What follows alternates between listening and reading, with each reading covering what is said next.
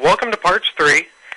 Today we're going to be looking at how to put everything together, create a part, and turn it into something we can cut. I want to start off at the main screen of Vulkan, and we're going to talk about a couple of concepts here. At the main screen of Vulkan, and now granted, your screen's probably going to look different than mine, but one thing that we're going to have in common, at the very top, this center panel is what we call the tree view. At the very top, it's going to say Vulkan Data. Right below that, there's this little manila envelope with a globe on it, and that is the connection to the database. I've named mine Database Connection just to so we can easily identify it. A lot of people call it Shop, or it might be the name of your shop. Really, you can call it any name that you like, but it's the connection from the Vulkan program to the database. Now, we keep the database separate from the program in case something were to happen and the program gets corrupt. Your data is going to be safe in the database. Once you establish a database connection, you can fill the connection with projects, which is represented here. It looks like a bin with manila folders in it. Once you enter a project, you can fill that project with jobs, which is represented by the manila folders. And then you can fill your jobs with items, which if we look over to the right in the grid, you'll see all the items in this particular job. Now, we give you the freedom to name your projects and your jobs however you see fit, as you can see in my examples. Okay, so you can use alphanumeric names. Now, let's click on Parts. That's going to take us to the Parts screen. It looks a lot alike. We still have the tree view. At the top of the tree, we have Vulkan Data. We have the connection to the database, but instead of the concept of having projects and jobs, we just have the concept of adding categories. Okay, and you can, again, set these up however you see fit. It can be alphanumeric names. You might have a customer that comes to you, and all they give you are DXF files. You can set up a category specifically for that one customer. Okay? So what we're going to do, I'm going to show you how to create a new category. At the top, I'm going to select the New Project or Category button. That's going to bring up this category information window. Now, the only thing that we need to add here is the category name. So let's call this WebEx Demo. You can give it a description. That's optional. At this point, we can just go ahead and say OK. We'll extend the list. And in my list, you can now see WebEx Demo. If we look at that, over to the right, in the grid, we have columns for diagram, part, description, cost, and download number. But as you can see, it's blank. So once you've created a category, you can click the New Item or Blank button. And that's going to throw you into the Parts window.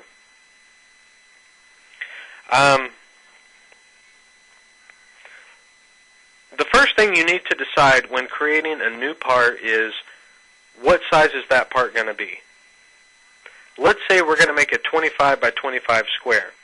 If you look in the lower left-hand corner, it's going to give you the size of your drawing area. As you can see, it's 20 by 20. And I always recommend to everybody, if you're going to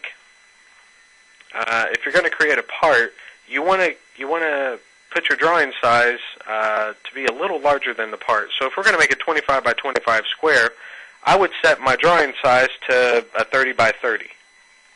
We can do that by going to View, selecting Set Size, and in the Part Size window, on my keyboard, I'm just going to start typing 30, hit Enter. It's going to tab down to the next field, 30, Enter, Enter again, and now as you can see, there's more grid points out there. And in the lower left corner, under size, it now says 30 by 30. One thing that I am going to do, I'm going to turn off display grid. Last week we went over going into view options. You can choose to display the border and display grid. If you uncheck both of those, your drawing area is going to be blank, kind of like a blank Word document. Now I do want those grid points out there, so I'm going to go to View, select Options, and I'm going to recheck Display Grid. Okay? So I'm hiding my border, essentially. Okay, so we're going to make a 25 by 25 square. The first thing we need to do, I'm going to click my rectangle. I'll type in 25 for my width and 25 for my height. I'll click OK. As you can see, I'm in grid snap. That's fine. I'm just going to come out here and snap to a grid point. I'm then going to choose my circle button. And let's say we're going to give this a 5-inch diameter hole in the very center. Actually, that doesn't really look like it's in the very center. It looks a little skewed. Okay. And let's say we're going to do a couple of different modifications to this. We might add some more holes to it. But let's say we've been working on this for a little while, and it's lunchtime. Anytime you leave your computer, it's a good habit to get into to save your progress, because you never know what's going to happen while you're gone. You could be at lunch and somebody could come by, decide they want to play solitaire, close out of all of your screens, and let's say we've been working on this for a couple hours. All that work's going to be gone. Okay? You could have a power outage. Anything could happen while you're gone. So, like I said, it's always a good habit to get into to save your progress. Now, we have a couple of different ways to do it. I'm going to go to File, and we have Save and Save As. We'll talk about Save As in just a minute, but when I select Save, I'll get this warning. It says, no cut path selected, save anyway. Well, I don't really care because I'm in the middle of creating this part. I've not even gotten to the point where I'm going to set the cut path. So I'm just going to say OK to this warning, and then I'll get this part information window. At this point, all I need to do is give it a part name. And we'll just call this 25 by 25 square. I can optionally give it a part number, description, and a cost, but again, it's not necessary. We will go ahead and give it a part number.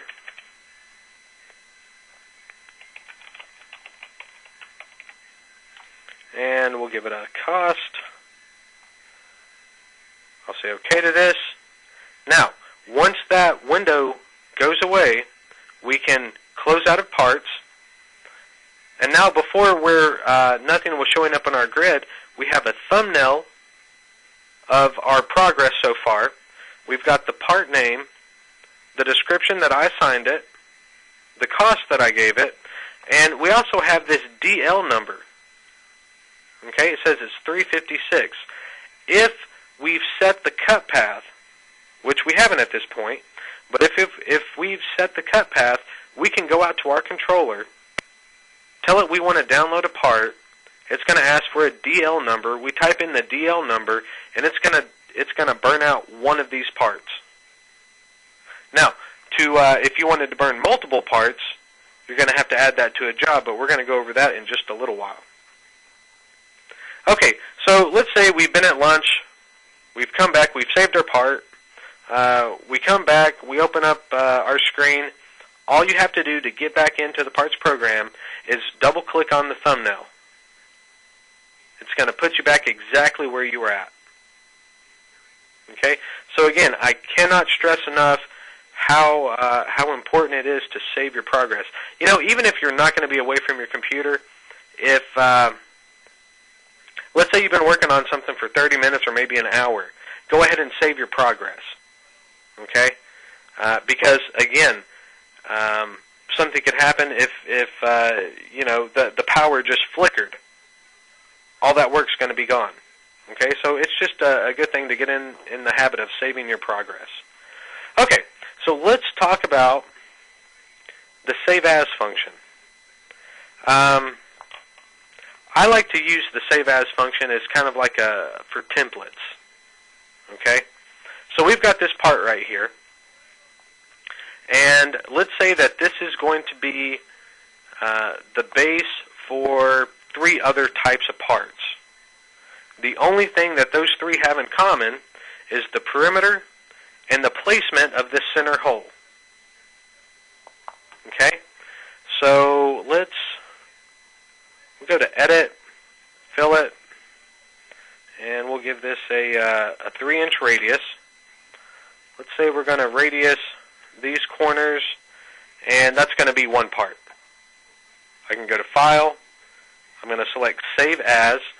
Now, instead of that part information window that I got last time when I selected Save, I get this Parts window. What I need to do at this point is select the category that I want to add this to, which is WebEx Demo. As you can see, here's my other part, the first one that I made. I select the category, and then I'm going to click the Add New Part button. It's telling me that part will be added to WebEx Demo. If that's correct, say OK. Now, it says Save Only Cut Path. I want to save more than just the cut path. I've not even set the cut path. I want to save all these drawing lines in different levels. So I'm going to say no to this. Now it says Save Only Visible Levels. Again, let's say I had set the cut path. Well, I want to save more than just the visible levels. I want to save the cut path as well.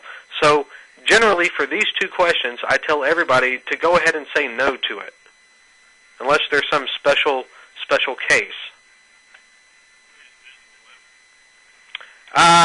Everything that you see on the screen. You can work in multiple levels. We'll go over that in just a little bit. Remind me of that though, because I usually don't go over the visible levels. Okay. Okay. So now, once you've said no to those questions, you'll get the parts information window again. The only thing that you need to remember is to change the name. Okay? So we're going to put 25 by 25 square, and we'll just say rad corner, radius corner. Okay? Again, you do not have to enter a part number, description, or cost, but you can if you like. So we'll say OK to this. We can then close out. And now we have the original file, and now we have the new one where we've radiused the corners.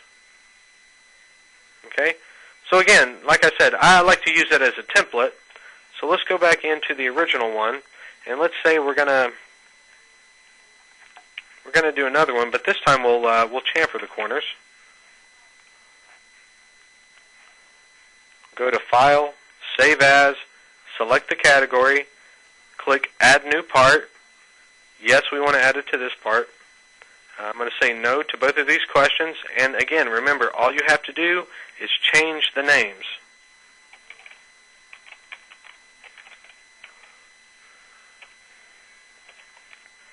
If I can spell. Okay, I'll say OK to this. Okay. So again, that's how I like using the Save As function. Let's go back to the original part. Now, I said that you can go out to your controller and enter the download number, but only if you set the cut path. So let's go ahead and set the cut path.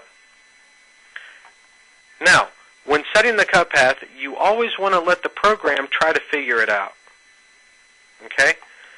So I'm going to go to cut path and select Auto Cut. You'll get this confirmation window, auto size, no border. Generally, you want to say yes to this. It would be a very special case to say no to auto size no border because right now we've got our drawing size is 30 by 30. Our part is 25 by 25, which means that there's a 5-inch border around our part. Actually, I guess 2.5-inch border. But there's some space around our part, and whenever you optimize that into the job, it's going to keep that space around your part.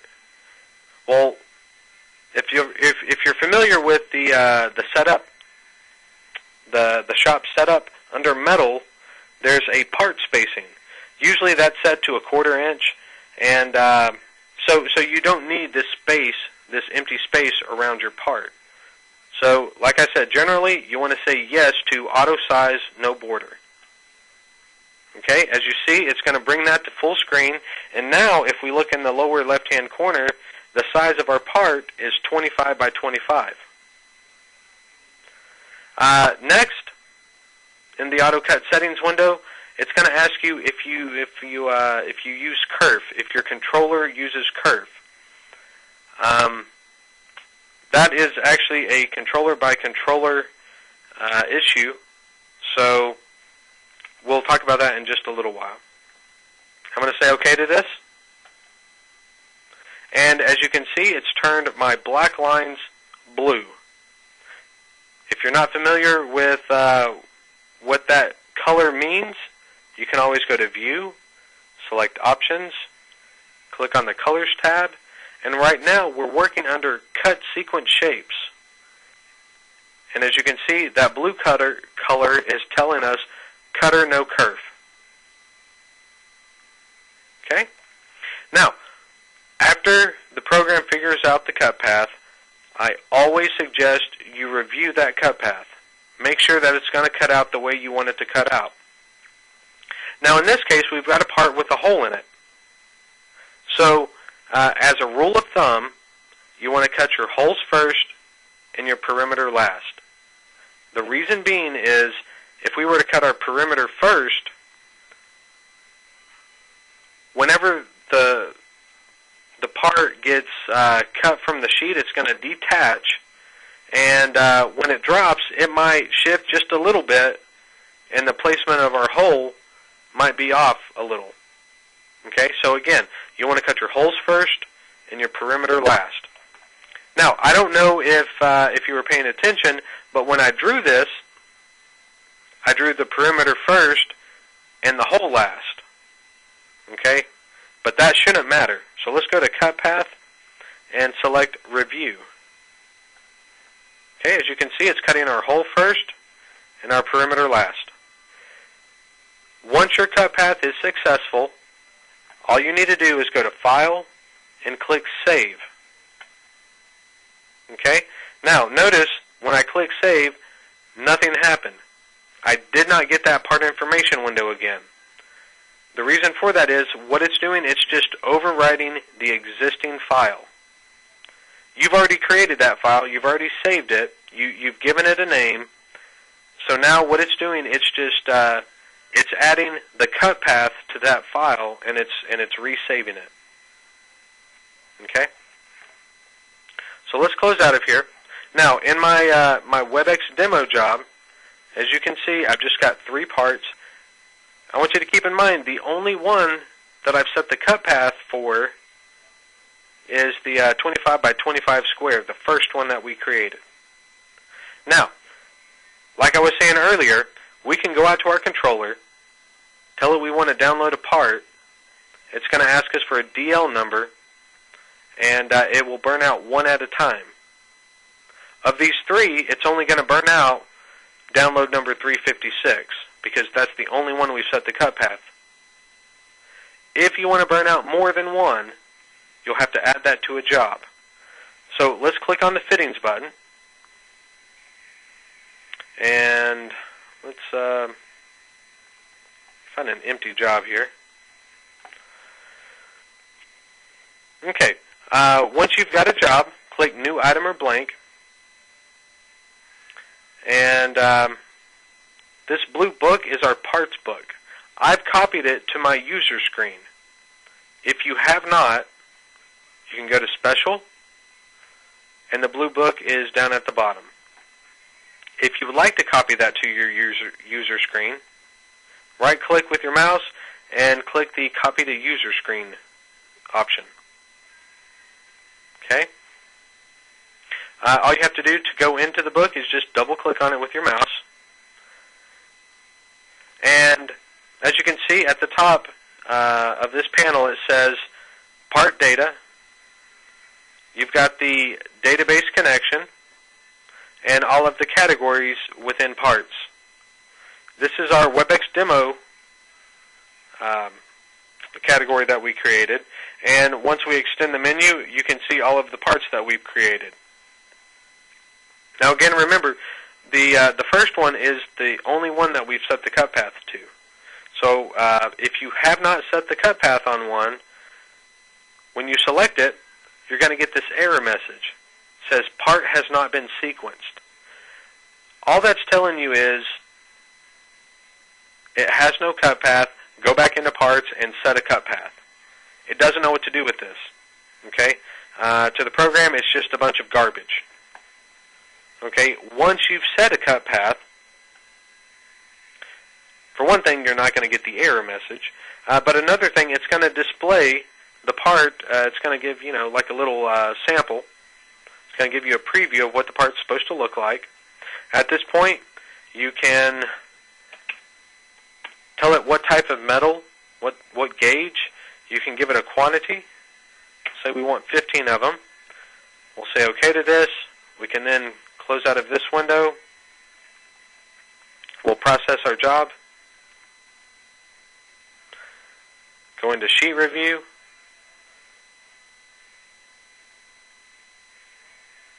Okay. Now, let's say that you don't have to just burn out parts. Let's say you're going to cut some other, as you can see, we're on 26 galvanized. Let's say you need to cut out some fittings that are also on 26 galvanized. We'll select New Item or Blank. And let's say we're going to enter a square throat, square heel elbow. Maybe we want to burn out 15 of them as well. And, actually I did not check to see if that was on 26 galvanized. That one was. Okay, so everything's on 26 galvanized. We can process our job.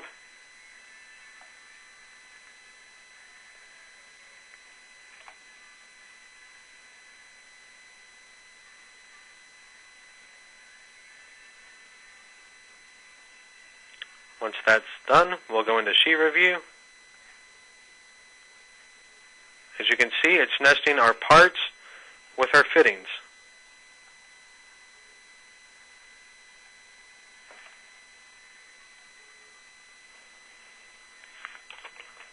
Okay. Okay.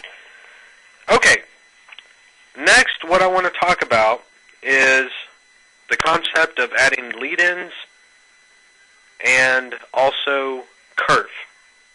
Okay? I guess the first thing we're going to talk about is lead-ins. Let's talk about lead-ins. Let's close out of here. I'm going to bring this part back up. Okay, so we've got this 25 by 25 square. Now, if we were to cut this out, wait, I'm sorry, I was starting to talk about kerf. Lead-ins. Whenever you first fire up your torch, it's got to sit there for a second to initially pierce through the metal. And right there where it pierces through the metal, you've got this big hole, as opposed to as it's traveling along the metal and cutting. That big hole is what we call blowout. So let's say that you were going to cut this circle, and you're going to start, right here about 9 o'clock. Okay? So you're going to have this big blowout hole, and then you're going to have this nice circle, and, and that's fine if you're cutting out fittings, because generally, that blowout hole is going to get rolled up into a seam or a connector, and nobody's ever going to see it. But when you're talking about cutting parts, you want to be a little more precise. You want it to look a little nicer, and you don't want to have a big blowout hole at 9 o'clock on your circle, or in one of the corners of your perimeter. Okay, so in order to correct that, we've added the concept of placing lead-ins, and you can find that under Draw. At the very bottom, we've got lead-in, and when you select that, you can choose either line or arc. As a rule of thumb, if you're leading into a line, choose a line lead-in. If you're leading into an arc or a circle, choose an arc lead-in. So let's look at the line lead-in first. When you select line lead-in, the first thing you need to enter is the length. I've got mine set to 1 for 1 inch, but a lead-in doesn't need to be any more than 1/8 of an inch. Okay? I've just got it set to 1 so we can see it better, because 1/8 of an inch is really small, and I've got glasses on and everything. So I'm just going to keep it at 1. Okay, the next panel is location. Our line lead-in is to cut out the perimeter. Okay, the location is going to be set to the outside. If we were to place it inside the perimeter, it's going to burn into good material, and we don't want to do that. So for our line lead-in, the location is going to be the outside. The next panel is to line. You have endpoint and midpoint. Okay, generally you want to lead in to an endpoint of a line. Okay, the midpoint would be the middle of the line. It would be a very special case for you to lead into the middle of the line, because you're going to just get a much cleaner cut if you go from the start of the line. Okay. Now we have the option to use lead out. The option's there. I do not suggest you use it. The reason being is, if you were to start, let's say we're going to start up here in the upper left-hand corner. We're gonna lead in. We're gonna cut all the way around our blank, and then when we come out here, if we were to use a lead out, we're gonna be going over a line that's already been cut. Okay, your plasma torch needs to be grounded at all times, and when you go over that line that's already been cut, it's not going to be grounded. And then when it hits the other side, it's just going to go everywhere, and chances are you're going to make a bigger blowout hole than if you never would have used a lead out in the first place. The option's there because somebody asked us to put it there because they really needed it, so we added it to the program because we thought other people might need it. But again, generally, I do not suggest you use it. Okay, that's my little soapbox speech about lead outs. Okay, the last panel is to circle. You have straight and angled.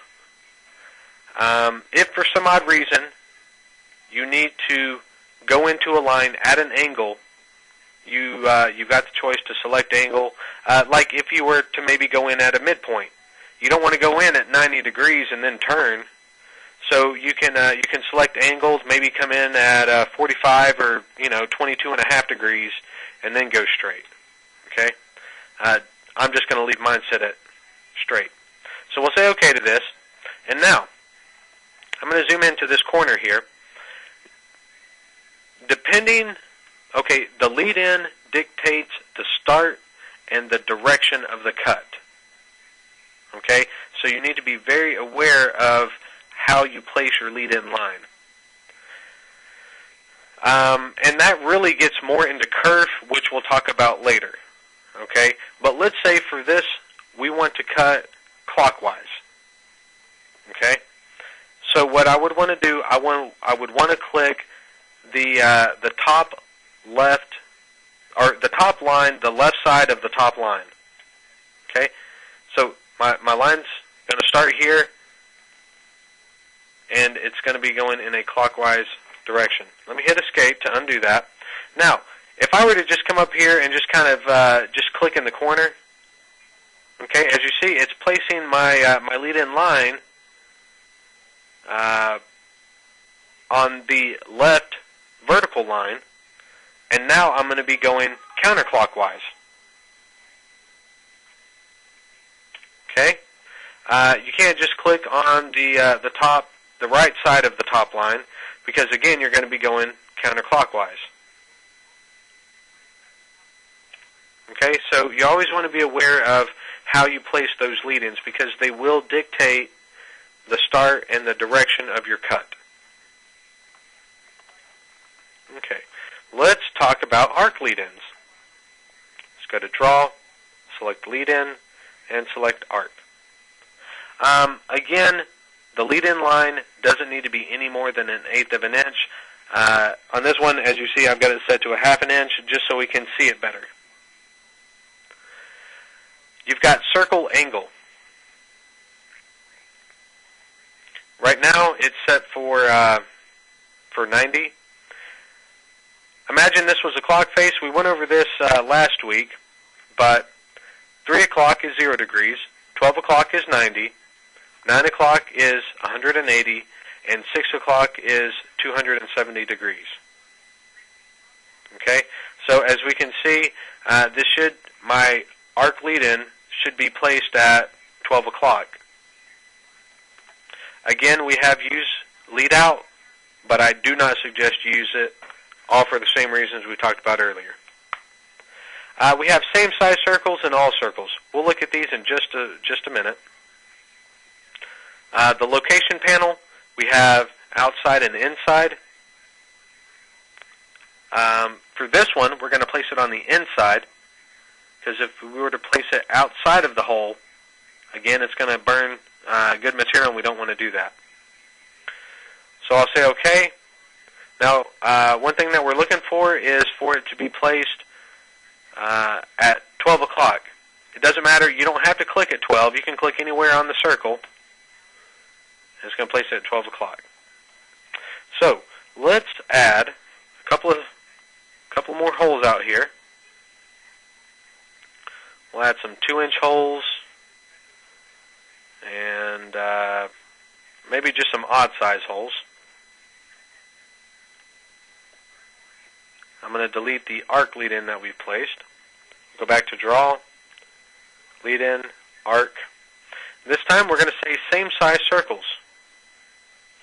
And let's change this to 180 degrees, or if we're looking at a clock face, it's going to be 9 o'clock. I'll say OK to that. Now, all I have to do is click on one circle. It's going to go out, and all of the 2-inch diameter circles, which we only have 2 here, it's going to place a lead-in line at 180 degrees. Let me hit Escape to undo that. We'll go back to Draw, Lead-In, Arc, and let's do all circles. We'll say that we want to place it at 0 degrees, or 3 o'clock if we're looking at a clock face. I'll say OK to that. I just have to click on one circle, and it's going to place an arc lead-in at 3 o'clock on all of my circles.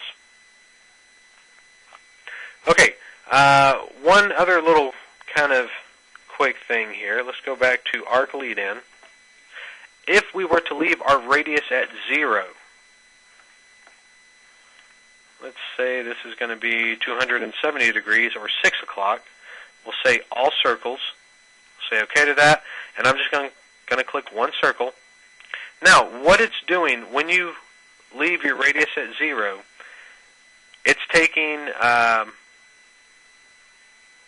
half of the radius. It's dividing the radius in half, and that's what it's using for the length of the lead-in line. Now, again, like I said before, it doesn't need to be any more than 1/8 of an inch, so this could actually wear your torch head down if you use that a lot, especially with big circles or big holes. If you use that a lot, it could wear your head down a little bit. Okay, so let's close out of here. We're not going to save any changes. and let's go back into it. Now let's talk about kerf. Okay? Right now, we've got a 25 by 25 square. If we were to go out and burn this, chances are it's not going to be 25 by 25 because the flame from your torch head actually has a width to it. Now, this is not factual, but let's say that that width is 1/8 of an inch. Okay? That means a 1/16 of an inch to the left-hand side and a 1/16 of an inch to the right-hand side of this center line is being burned away. So instead of having a 25 by 25 square when you're done, you're going to have a 24 7/8 by 24 7/8 square. So in order to combat that, we've added the concept of adding kerf. Really, all kerf is just you're offsetting your torch head. Now, the Vulcan program is set up to use kerf left. That means we're offsetting our torch head a little bit to the left. Now, the reason why we've decided to use kerf left, it's not that it's any better than using kerf right, but whenever you call for help, whenever you call for support, and we don't want you to talk to somebody and they say, oh, use kerf left, and when you use kerf left, you have to follow these rules. You call back 2 weeks later and they say, oh, well, I use kerf right, and you've got to follow these rules. So we've decided as a company to standardize what we tell everybody, and that standard is going to be kerf left. Okay? Now, there's a couple of things. As a rule of thumb, when you use kerf left, you want to cut your holes counterclockwise and your perimeter clockwise. Because if you don't, if you use kerf left and you cut your holes clockwise and your perimeter counterclockwise, you're actually going to magnify your problem. So you're not going to come out with a 25 by 25 square. You're not going to come out with a 24 7/8 by 24 7/8 square. You're actually going to come out with a 24 3/4 by 24 3/4 square. Okay? So again, the program is optimized to use kerf left.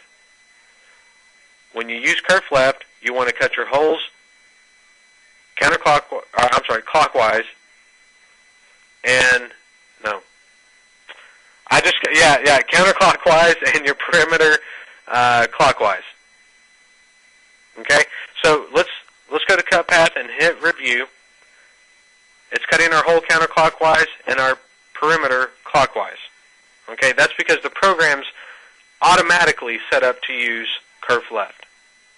Now, let's go back to cut path, auto cut, and remember that use kerf box. Let's check that. We'll say OK. Now, instead of having black lines or even blue lines, we've got kind of a purplish color. We can go to View, select Options, click the Colors tab, and as you can see, that purplish color is telling us that it's cutter kerf left. Now, not every controller can use kerf. Okay, so if you're not sure if you can use kerf, go back to your controller, maybe go through the menu, and you should see something about kerf. Okay, if it uses kerf. If it doesn't use kerf, you won't see anything. But if you're not sure, maybe go play around with the controller's menu and see if you can find anything that says something about using kerf. Okay. Now, there are 6 different factors that we have to contend with when using kerf.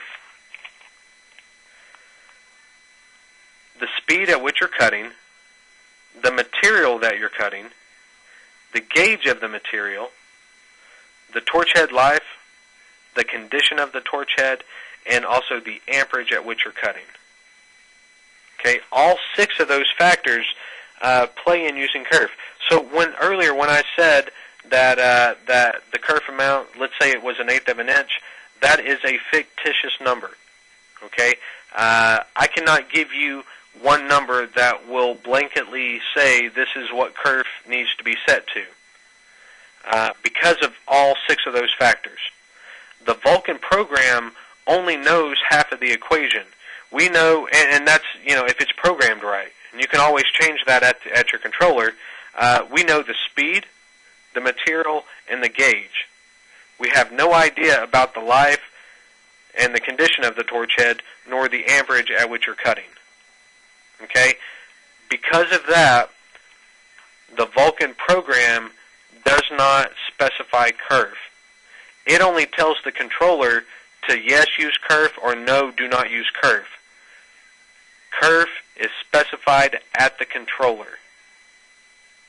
Okay?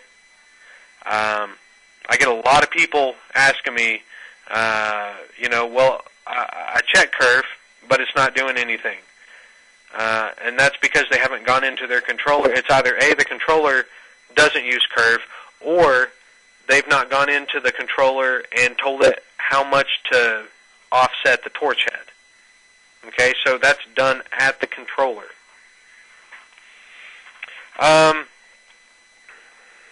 Let's see, that is pretty much it for kerf. Give me one second. Let me just kind of look over my notes real quick. Okay. The last thing that I want to talk about today is how to... Actually, hold on. I'm sorry. Let me go back to the cut path menu because there's a couple of things here. Manual cut and information. Let's look at the information because I want to talk about how to import a DXF file, and when I do that, we're also going to talk about manual cut. Okay, but this information, this is really kind of a neat tool. You can tell it the cut speed, let's say 350 inches per minute. The rapid speed, that's the speed at which your torch head moves while it's not burning. And then the torch on dwell time. That's the time it's going to take for your torch head to fire up and initially pierce through the metal. Okay, I'll just leave it set to 3 seconds. And then I'm going to hit compute. Okay, so what it's doing here, it's telling me the total cut for this part in the background. It's giving me the total cut distance, the estimated cut time in minutes. As you can see, it's 0.5, so it's going to take about 30 seconds to cut out this one part. And it's going to take 2 torch firings to do it. So let's say that I had to cut out 10 of these. Well, that's telling me it's going to take me about 5 minutes to cut that out. Okay, so that's something that you can use to, if you're trying to figure out how much time it's going to take you to finish up a job, and you've got 10 of these to cut out, well, it's going to be about 5 minutes. Okay, so that's all that's for. Okay, let's talk about importing a DXF file. Let me close out of here. I'm going to select my category. I'm going to click New Item or Blank. It's real easy to import a file. All you need to do is, from the main menu, click File and select Import. You're going to get this open window, and let's see. There's so many different ways that people can give you a file now. They can give it to you on a floppy disk. If that's the case, from this menu, just go to My Computer, and you would select your 3.5-inch floppy. Okay? Or they might have it on a CD. Select your CD drive. They might put it on one of those little thumb drives and just give you the thumb drive. Select whatever drive letter that comes up as. A lot of people nowadays are keeping it on their company network, which is where I'm going to go for this. So I'm going to go to this, we call it our X drive.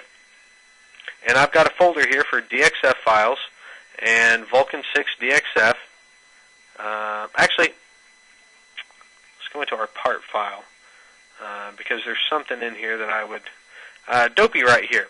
Whether it's a DXF or a part, under this Files of Type drop-down menu, you can select DXF or part. Okay, we're actually gonna use a part file, but it's the same as using a DXF file.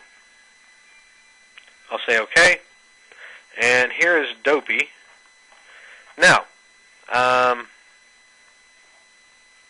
let's go to Cut Path, and I'm going to select Auto Cut. Auto Size No Border. Again, generally you want to say yes to that. We'll say yes, we want to use Kerf. I'll say OK to this, and I get this error: cannot cut sequence part. Now there can be all kinds of reasons why. Let's go into Magnify. On Dopey, I can tell you why.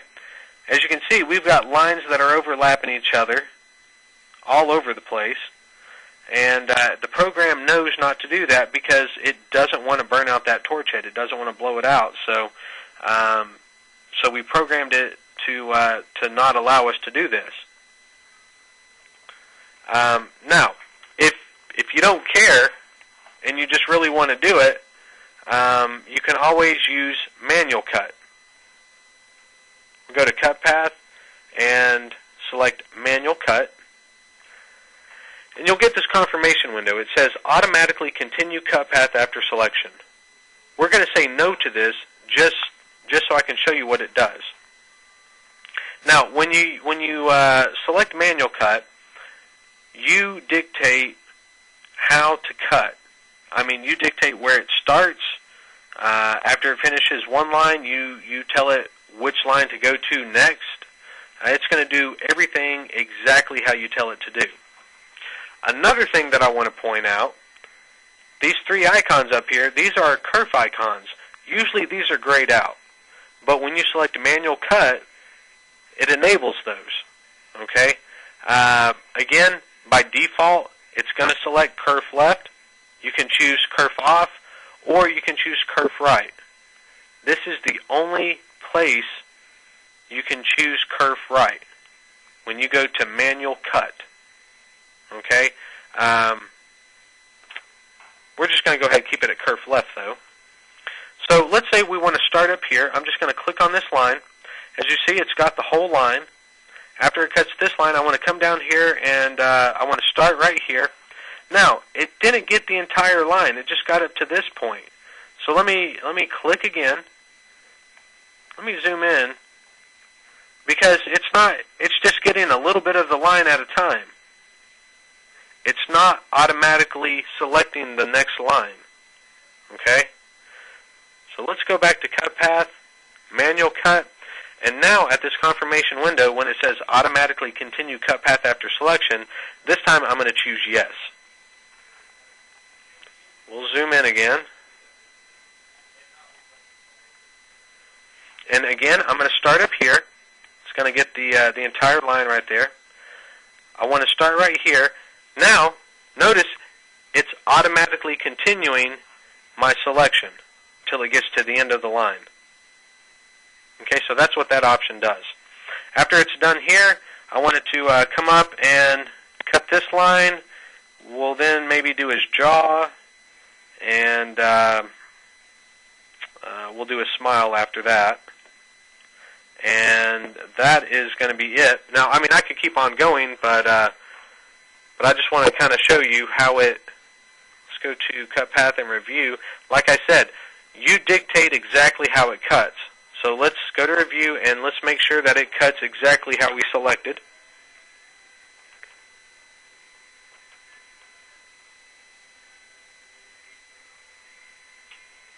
I probably should have set the review speed a little higher. I didn't realize it was so slow. Okay, now it's cutting out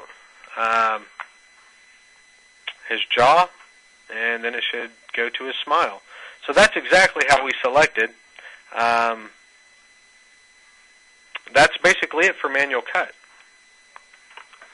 At this point, if we wanted to, we could hit Save. But if you were to go out to the table, this is all that it's going to burn. Okay? Okay, that is it for... What's that? I'm using my mouse. Nowadays, there's usually a scroll wheel on the mouse, and all I'm doing, I'm placing my finger on the scroll wheel, and I'm pulling towards myself, and that's going to zoom out. If I push away from myself, it's going to zoom in. And it also depends on where you place the pointer. So if I were to place it in the center of his nose, it's going to zoom into that point.